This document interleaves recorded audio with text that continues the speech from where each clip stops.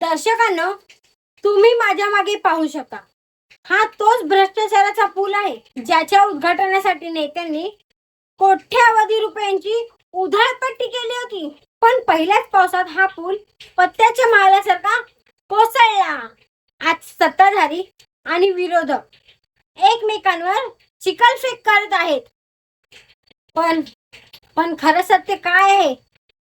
सत्य हेच आहे की त्या भ्रष्टाचाराच्या ढिगाऱ्याखाली फक्त सिमेंट आणि सळया नाही, तर सामान्य जनतेचा विश्वास आणि प्रामाणिक टॅक्सचे पैसेही काढले गेले आहेत. बस, आता खूप झालं. गेल्या 5 वर्षापासून मी हेच करते. पुराच्या पाण्यात उभे राहून ओरडणे, नेत्यांच्या खोट्या आश्वासनांवर तासनतास लाईव्ह करणे आणि TRP साठी लोकांच्या दुःखाचा तमाशा बनवणे. तुम्हाला काय वाटतं? आम्ही फक्त हातात माईक घेऊन उभे राहणारे बाहुले आहोत?